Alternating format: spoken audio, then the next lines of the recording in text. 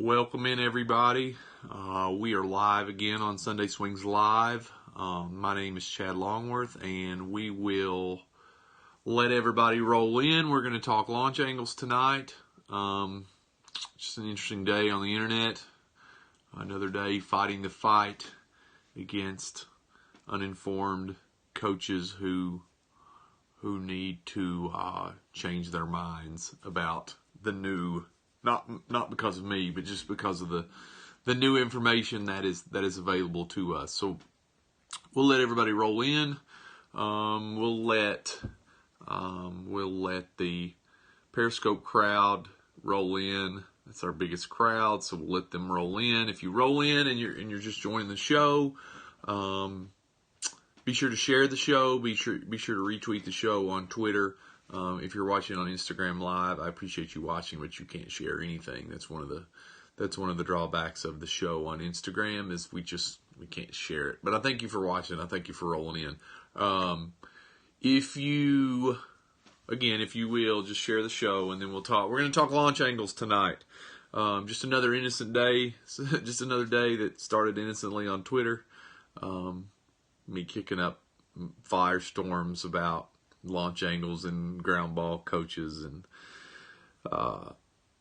just internet troll, ground ball trolls. I actually blocked a guy today. That doesn't happen a lot. You have to really annoy me a lot to get blocked. And so, all right. So here's where we'll go. So I started the day off posting a graph. If you saw it on Twitter. If you don't follow me on Twitter, follow me on Twitter. I talk a lot more on there just because it's a water cooler and we sit around and chat. But I posted a picture of a launch angle chart with batting average at an average exit velocity of 88 miles an hour. That is the average exit velocity in the major leagues. Actually, I think it's maybe just a little higher. But again, the chart, the velocity is relevant there, but it's somewhat irrelevant for you because the average exit velocity where you are, college, high school, is different, but the average chart is probably the same. If the average exit velocity is 78 in high school, then that batting average at those same launch angles is probably the exact same. That's just the way it works. The bell curve is the same. The numbers are just skewing differently. That's all. But what happened was just the firestorm of misunderstanding about launch angle really just kicks up. And here's where I'll start. Here's what launch angle means to major league players. They're not going to the plate thinking to themselves, okay, I'm going to try to hit this ball 25 degrees. And then when they hit it, they're like, oh yeah, I got that one 25. Here's what it did for them.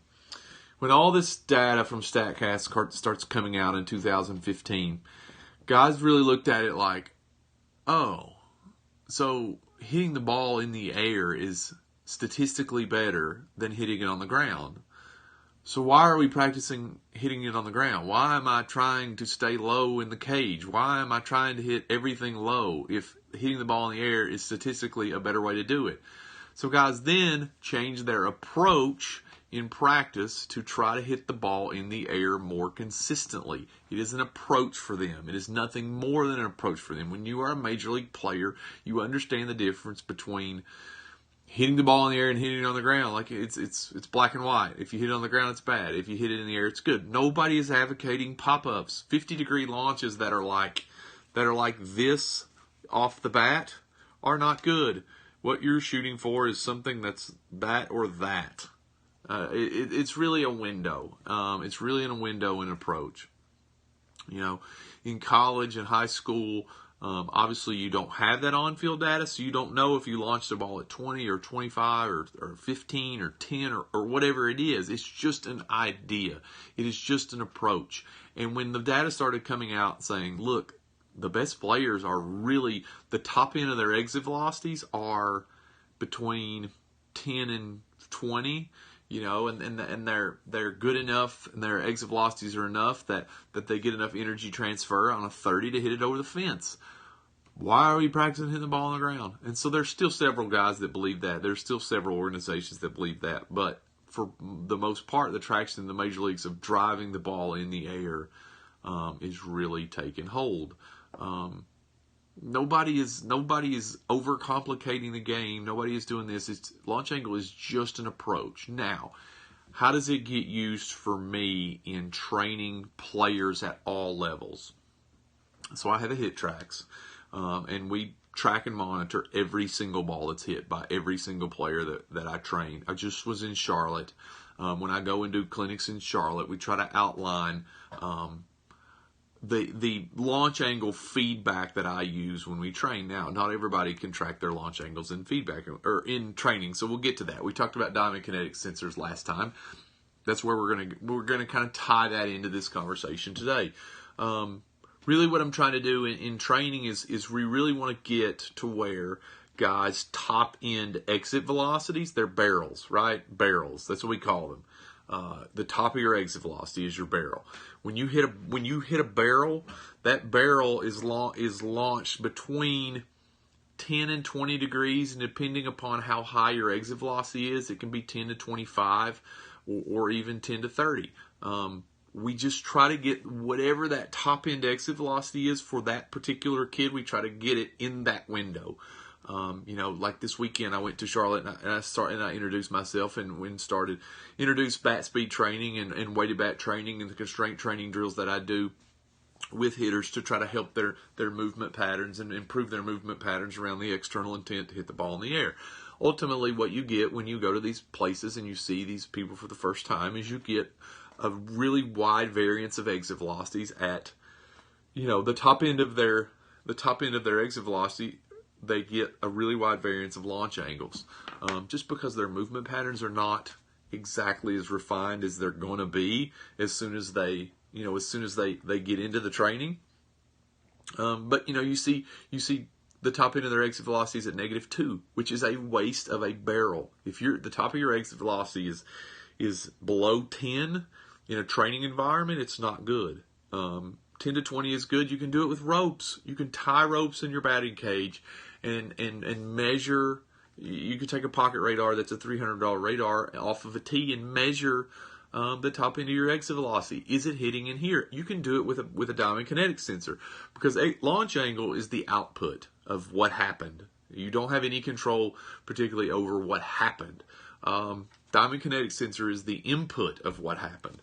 If the input is between 10 to 20 degrees in an attack angle swing plane, then the output at the highest end of exit velocity, meaning I hit the ball right in the center, is going to be in that 10 to 20, in that same 10 to 20 degree plane. It may be a shade higher, depending upon the downward plane of the pitch. But if you match the plane of the pitch and you get the top of your exit velocity, the launch angle is going to be relatively around what the swing plane is, because the input's going to match the output.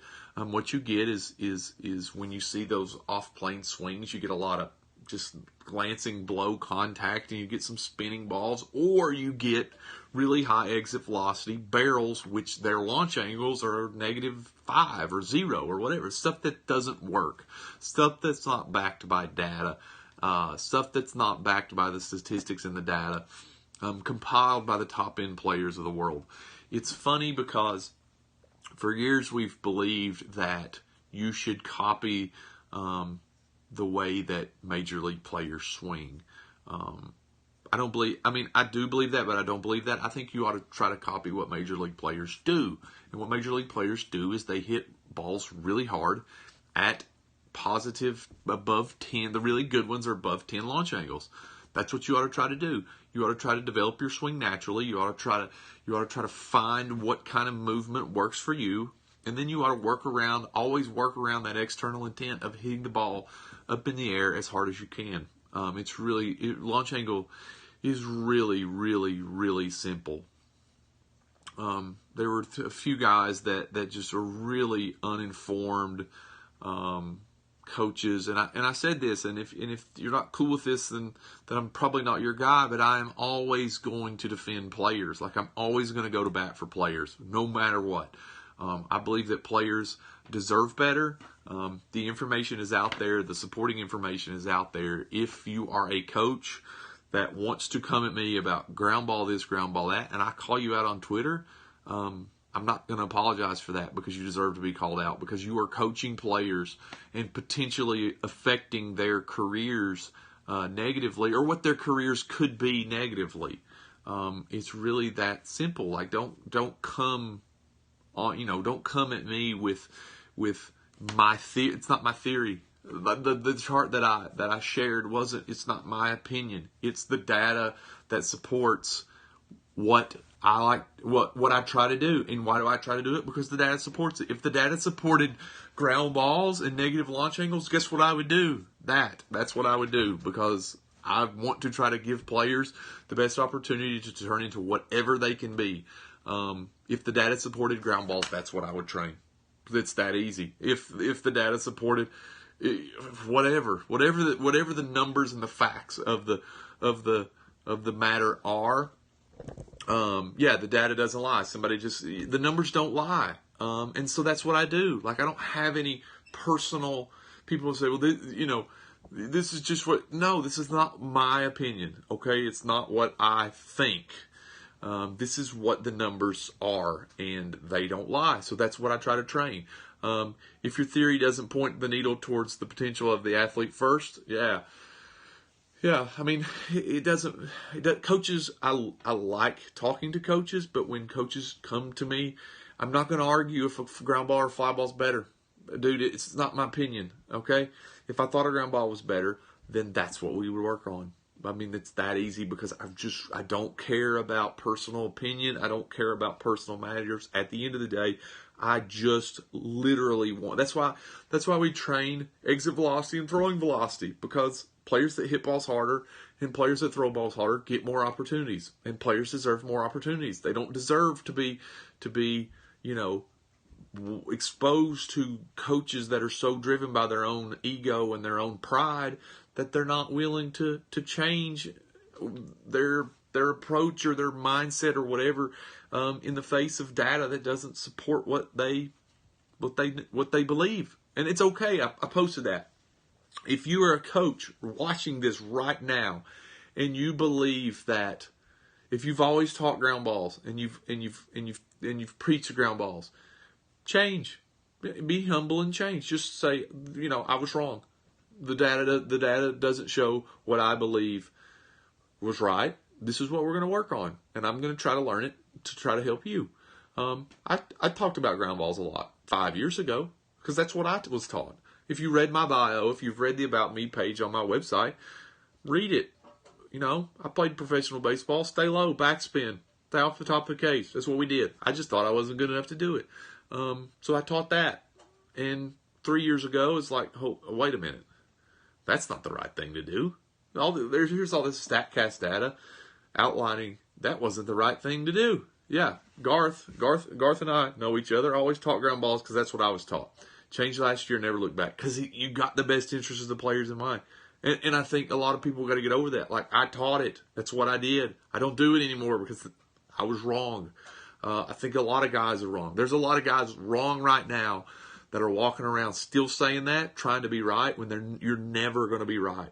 You're not. And that is not you versus me. That is you versus continuing piles of data that show that you are wrong. And that's okay. Like, just say, hey, I'm wrong. I was way wrong. This is what we're going to do now, and never look back. Because players deserve that. Players don't deserve for you to stand in your own pride and ego to try to prove that you are right, because it doesn't. You don't matter. You're just a coach. You don't matter. Like, your career's over. It's done.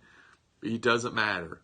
I hope you figure that out someday. If you're watching this and you're still teaching that stuff, dude, get over yourself. Like, you're not going to win this battle, especially now.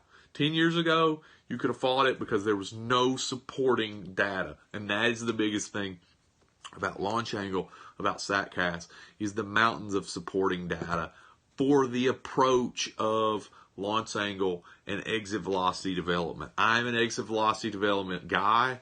I believe that exit velocity sets you apart. Launch angle, here's what launch angle is. Launch angle, at whatever exit velocity you are at right now, your launch angle will help you be better at that exit velocity if you continue to improve your exit velocity. So think of it like this.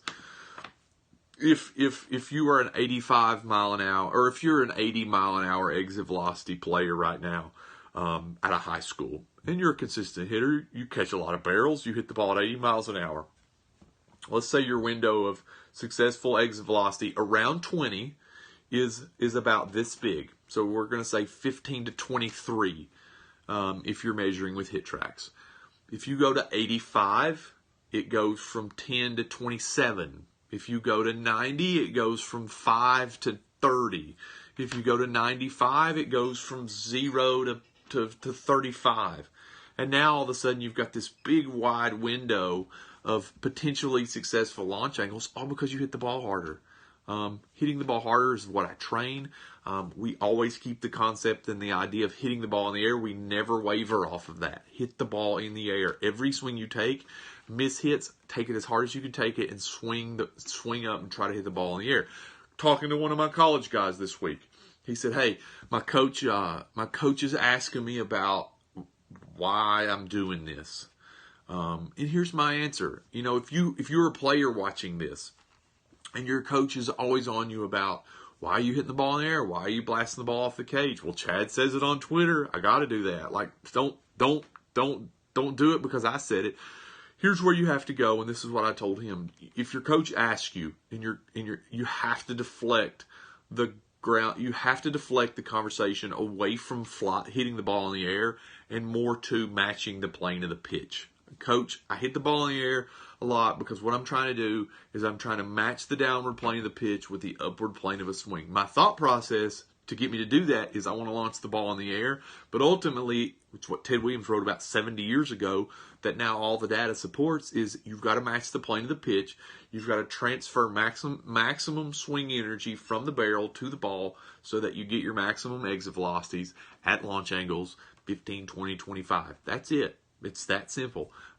Coaches that already have their mind made up, like, well, that's not going to play here, just deflect the conversation away from hitting the ball in the air and more to matching the plane of the pitch. Because I promise you, if you do that, your coach is going to be like, well, that makes a lot of sense because you're lessening your area of so plane of the pitch this way, plane of your swing this way, you've got a smaller area of impact. Plane of the pitch this way, swing this way, you've got a big, huge window where you can now make contact. Makes perfect sense to every coach that's got a functional brain. I don't know that they all do, but for the ones that have a functional brain that may be on the fence, that may be hitting the ball, launching the ball at 50 degrees because I don't understand launch angles, we're gonna pop everybody up. No, you're not. No, you're not. Because you can't swing. It's impossible for a matured male player to swing at 50 degrees. You can't catch a barrel at 50 degrees. It's way off plane this way, and if you can't swing that. You can't swing that steep.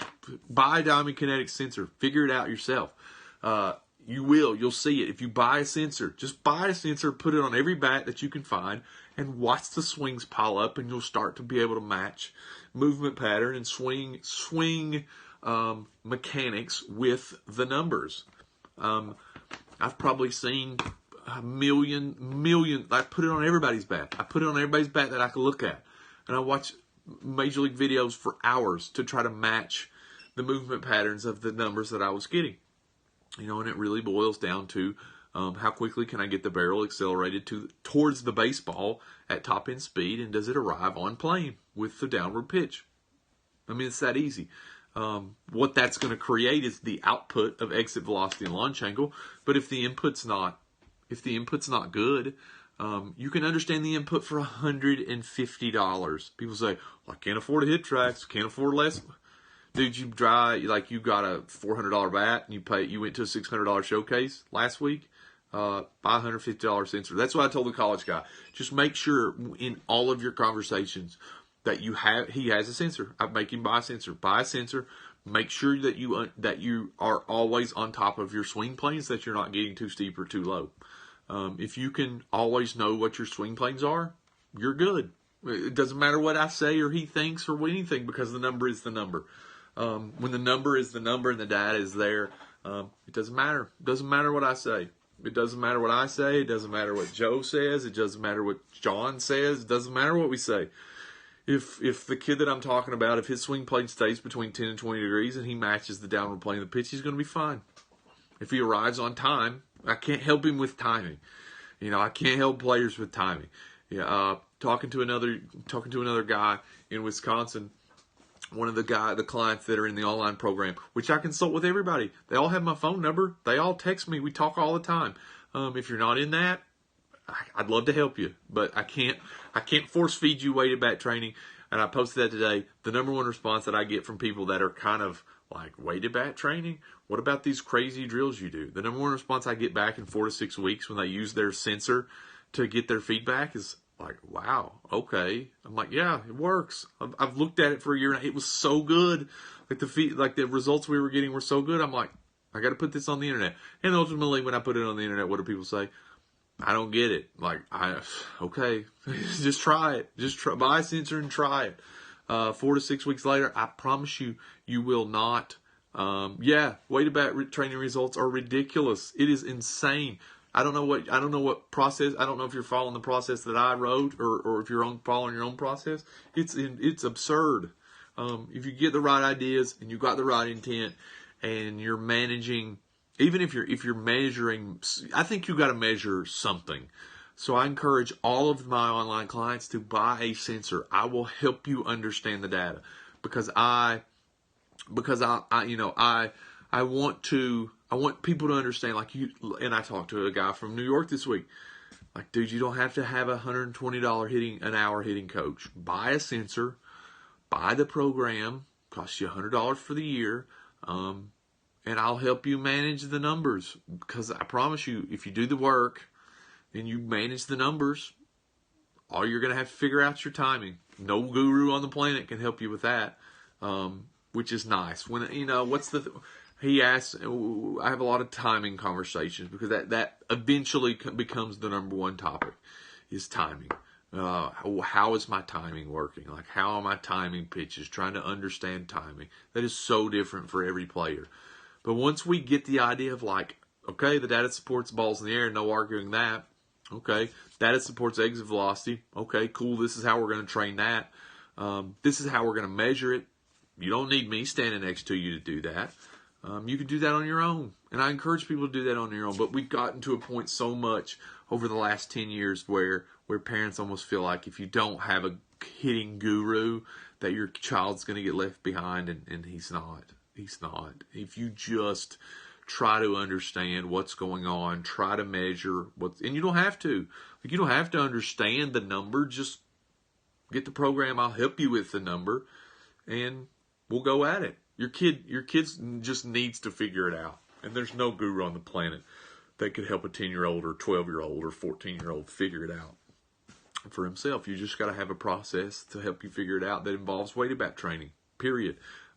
It works at Driveline for throwing. It works for Driveline's doing some hitting, but it works for me for hitting. That's where I got the whole idea. There's studies are out there, but even in the studies, they didn't measure exit velocity. Now I'm measuring exit velocity. I'm like, holy crap, this really is good.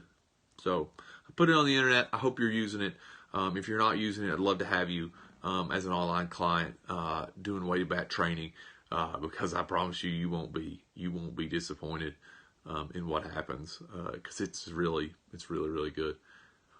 Are there any questions? Are there any launch angle questions? Are there any swing plane questions? Are there any exit velocity development questions? I mean, I talked a little bit because there are days that the people on the internet make my head hurt. And today was one of those days like, God, I can't believe people are this stupid. I can't believe it, but it's true. And so I don't lose any sleep over it because again, I'm not preaching from my opinion. I don't argue with coaches. I don't argue with you. It's not my opinion. These are the facts. These are the facts. These are the data that supports the facts. If you're not on board with that, that doesn't make me right and you wrong. I'm not trying to prove that. That just makes you wrong and me doing whatever the data supports. It's not me being right. It's the data is there. Just follow it. But oftentimes in baseball, for sure, it turns into, well, you know, if you're not doing what I'm doing, then I must be right, and you must. That's not about that. What it's about is doing the best things in the best interest for players, which I will forever fight for. I don't care what coaches say. I don't care what people say. I don't get butthurt over, you know, people saying bad stuff about me, because all I care about is players. I've been coaching for 11 years. And since the day I stepped on a field as a coach, all I've ever cared about is players. I like parents. I like talking to them, but your career's over. It doesn't matter to me. I want to help your kid. I want to develop a relationship with your kid. I don't really care about other coaches either. Like, I don't really like the baseball establishment that much. I don't like travel ball. I don't like showcase baseball. But I do what I do because I like players, and I think they deserve better. And so I try to help players. And now I'm on the internet talking about it because there are a lot more players on the internet that need help. They don't have a guy. Like, I get that comment all the time.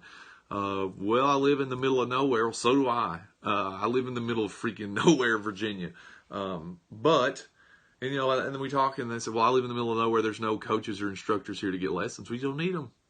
Set your net up in your yard. Let's make you some weighted bats. I got a video on the internet. I'll help you make weighted bats, and let's go slug. You'll figure it out. Buy a $150 sensor. What is a good way to help get faster at pickoffs? I suppose you're asking as a pitcher. The best way to get faster and more powerful at anything is lift weights. If you want to be a better athlete, if you want to be a more dynamic anything athletically, you deadlift I bet you don't deadlift 2.5 times your body weight.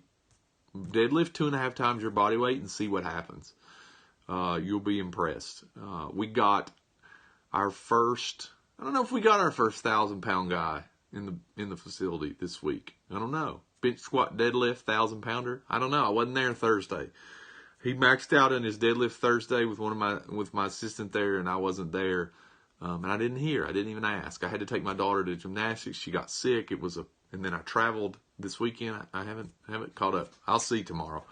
I'll look at all the data that happens in both the facilities that I work in. So, and then I travel on the weekends to do weekend clinics. If you want me to come do a weekend clinic, reach out to me. I'm pretty much booked through October. My next one, I'm going to Orlando.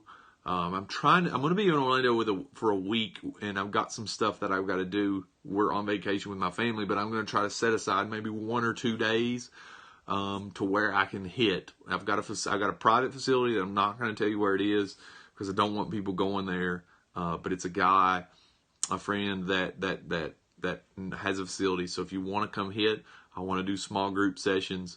Depending upon what you want to do, if you want to do an evaluation or if you want to do a bat speed, get together 4 friends and shoot me a DM. I have open DMs on Twitter and Instagram.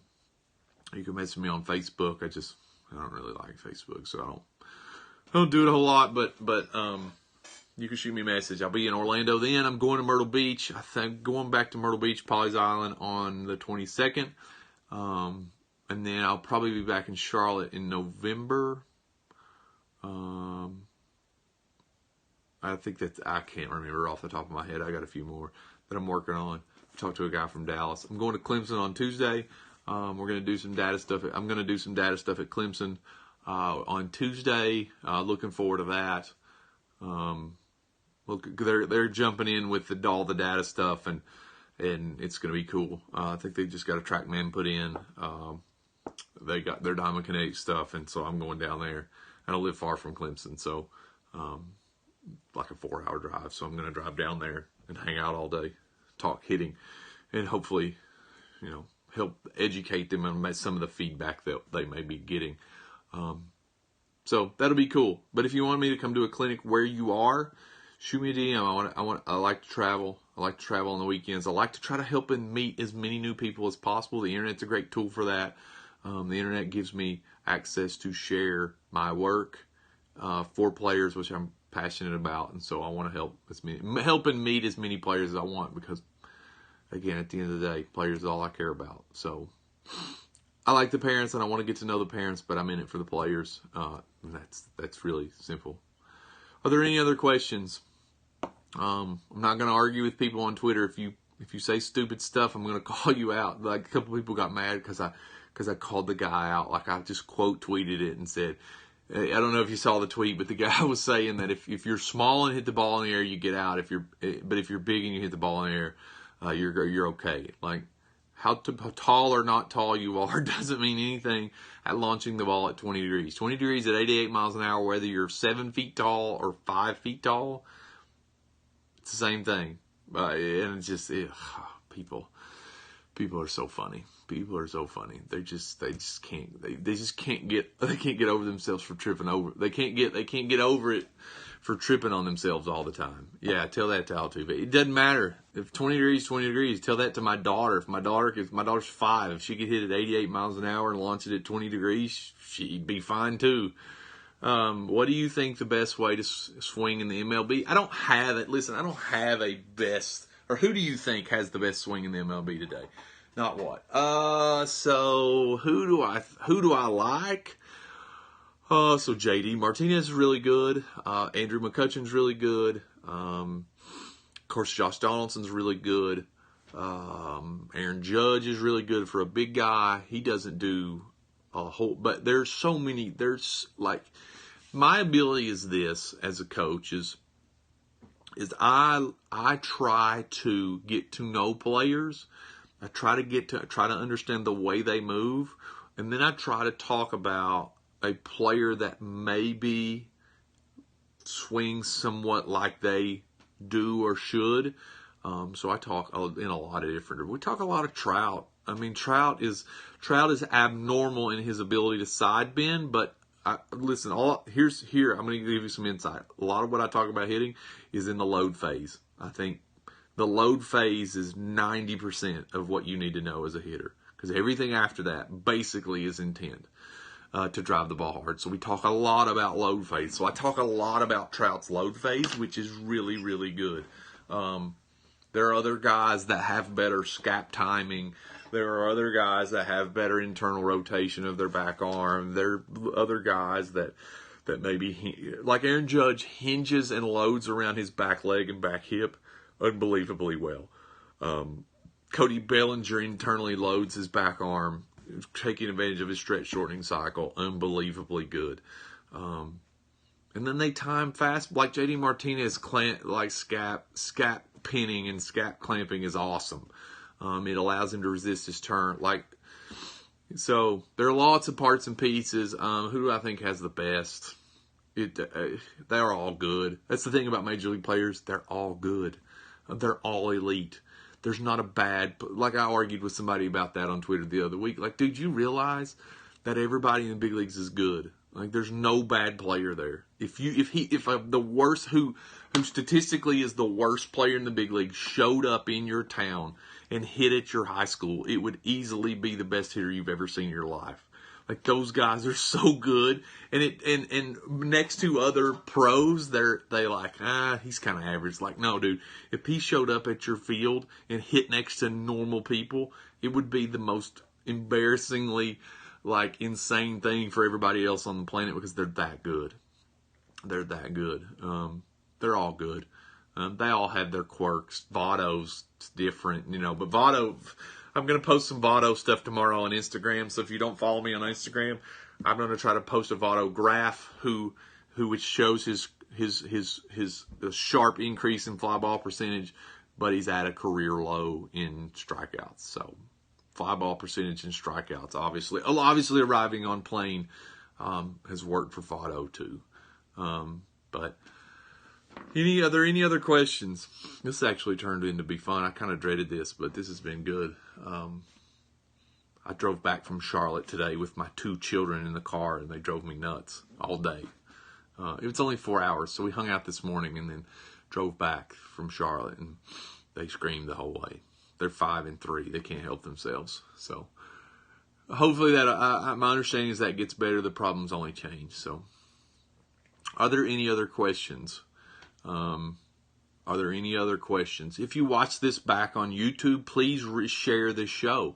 I haven't I got covered up last week. I'm sorry. I forgot to upload the show from last week. I'll try to upload last week's show tomorrow.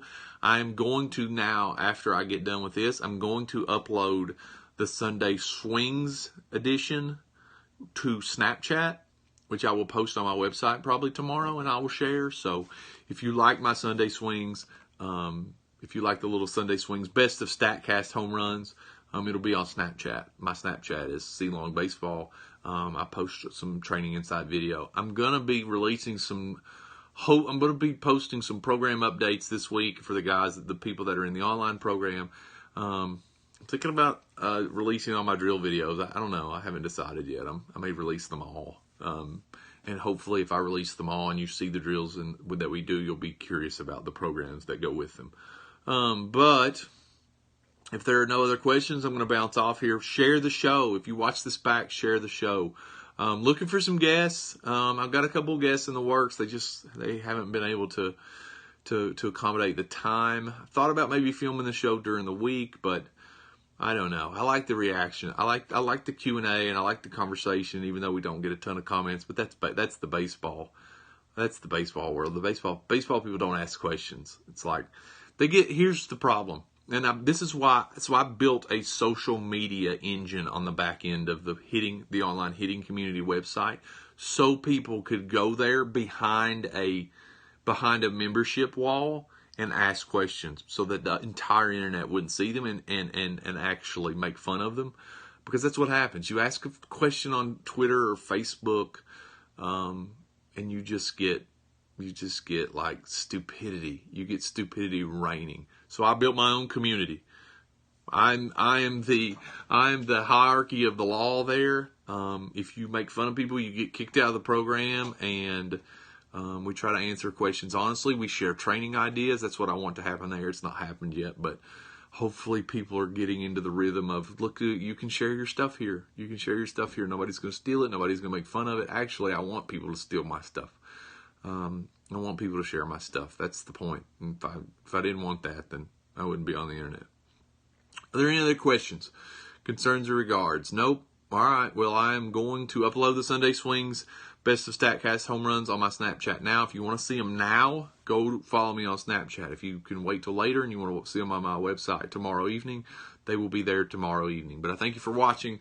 My name is Chad Longworth. Follow me online. Get in my online player development program and community, and I would love to help you consistently launch balls higher and hit balls harder. Thanks for watching.